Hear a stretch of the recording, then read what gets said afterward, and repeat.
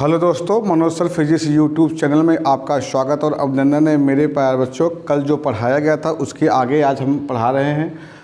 कल हम लोग गति पढ़े थे, गति के प्रकार पढ़े थे, सदिश पढ़े थे और अदिश पढ़े थे। आज जो हेडिंग होगी साहब क्या होगी? दूरी होगी। दूरी किसे कहते हैं? दूरी किसे कहते हैं? किसी वस्तु द्वारा किसी समय में तय की गई कुल मार्ग की लंबाई को क्या कहते हैं? दूरी कहते हैं। किसी वस्तु द्वारा किसी समय में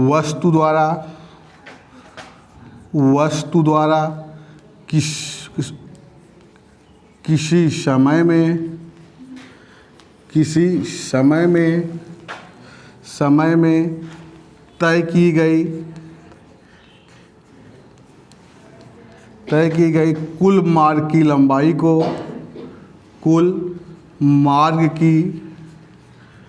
मार्ग की लंबाई को क्या कहते हैं बेटा? दूरी कहते हैं। समझ में आया नहीं है?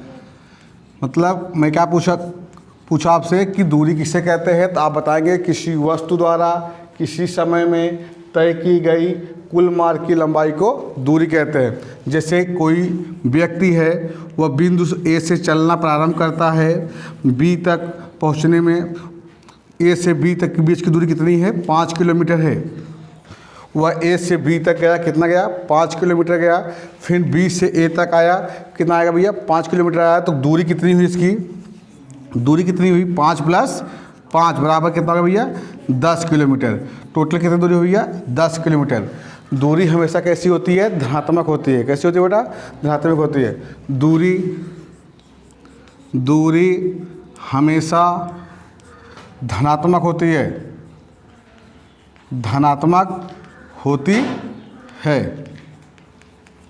दूरी हमेशा कैसी होती है बेटा?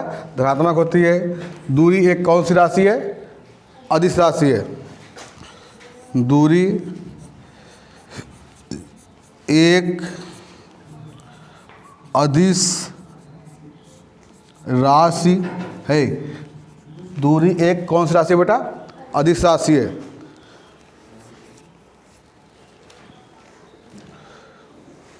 अब देखेंगे साहब कि दूरी हमेशा धनात्मक होती है और अदिश राशि क्यों है? क्योंकि इसमें केवल परिमाण होता है, दिशा नहीं, इसलिए दूरी कौन सी राशि है? अदिश राशि है। और दूरी का मात्रक क्या होता है बेटा? दूरी का मात्रक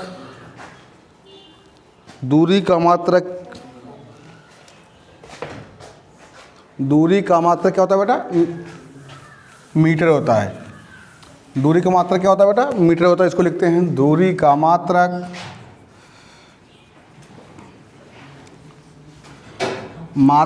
क्या होता है बेटा? मीटर होता है। ठीक है। अब दूसरी हेडिंग क्या है बेटा? विस्थापन किसे कहते हैं, वो भी देख लेते हैं। विस्थापन जो होगा, जब कोई गतिशील वस्तु की प्रारंभिक स्थिति और अंतिम स्थिति के बीच की न्यूनतम दूरी को क्या कहते हैं? विस्थापन कहते हैं। मतलब किसी गतिशील वस्तु की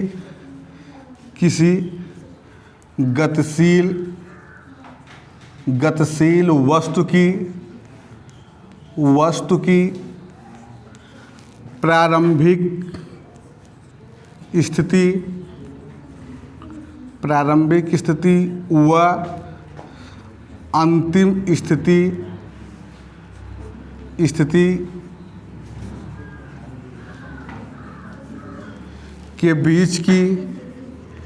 के बीच की न्यूनतम दूरी को क्या कहते हैं बेटा? विस्थापन कहते हैं। क्या कहते हैं? विस्थापन कहते हैं। समझ में आने बेटा? समझ में आ गया बेटा? मतलब मैं क्या बोला साहब? किसी गतिशील वस्तु की प्रारंभिक व अंतिम स्थिति के बीच की न्यूनतम दूरी को क्या कहते हैं? विस्थापन कहते हैं। जैसे व्यक्ति ए से बी गया, तो इस ए से बी के बीच की न्यूनतम दूरी को क्या कहा मैंने, विस्थापन कहा। मान लीजिए कोई व्यक्ति है, मतलब 5 मीटर ए से बी के बीच की दूरी कितनी है, 5 मीटर है साहब। ए से बी गया, फिर बी से ए आया, तो विस्थापन कितना होगा, 5 माइनस 5 बराबर कितना होगा भैया, 0 हो गया। ठीक है ना। मैंने क्या बोला साहब, ए से बी के बीच का जो डिस्टेंस है कितना है, 5 मीटर है। विस्थापन कितना है, 5 मीटर है। ए से बी गया तो 5 मीटर हो गया, फिर बी से ए आया, कितना हो गया साहब, 5 माइनस 5 बराबर कितना, 0 हो गया ना। इसके बाद आप देखेंगे साहब, विस्थापन का जो मात्रक होता है, क्या होता है भैया, विस्थापन का जो मात्रक होगा मीटर होता है। विस्थापन का मात्रक क्या होता है बेटा, मीटर होता है। विस्थापन का मात्रक क्या होगा बेटा, मीटर होगा। अब विस्थापन धनात्मक, ऋणात्मक और शून्य भी हो सकते हैं।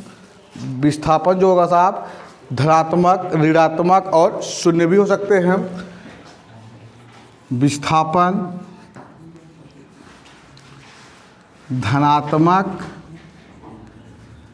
ऋणात्मक व शून्य भी हो सकते हैं, शून्य भी हो सकते हैं, हो भी सकते हैं। ठीक है बेटा, शून्य भी हो सकते हैं। अब देखिए, विस्थापन कौन सी राशि है बेटा, सदिश राशि है। विस्थापन एक कौन सी राशि है बेटा, सदिश राशि है। विस्थापन एक सदिश राशि है। क्यों, क्योंकि इसमें दिशा और क्या होता है बेटा, परिमाण दोनों होता है। अब आते हैं साहब, मतलब इनकी बीच दिशा और विस्थापन व दूरी में क्या होता है, अंतर क्या होता है, इसको देख लेते हैं ध्यान से।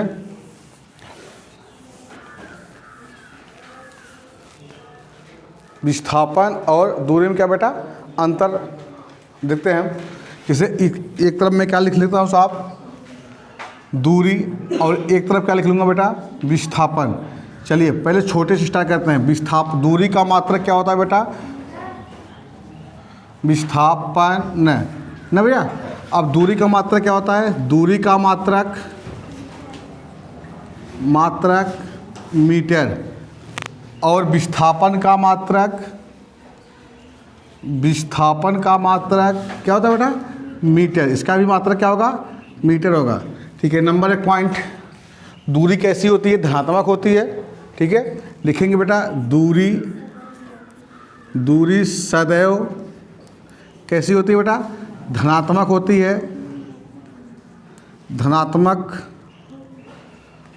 है, और विस्थापन क्या होता है भैया,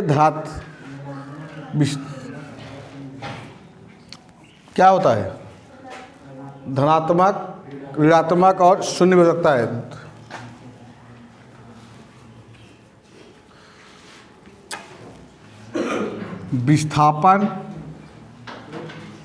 विस्थापन धनात्मक,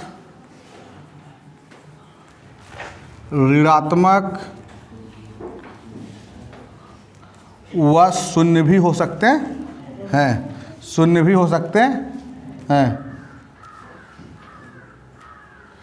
ठीक है बेटा। अब तीसरा पॉइंट क्या लेंगे, तीसरी पॉइंट लेंगे साहब, दूरी एक अदिश राशि है, विस्थापन एक सदिश राशि है।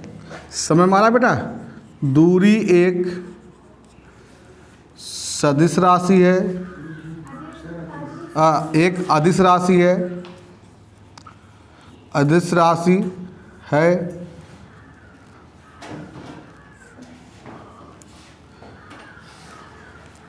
और विस्थापन एक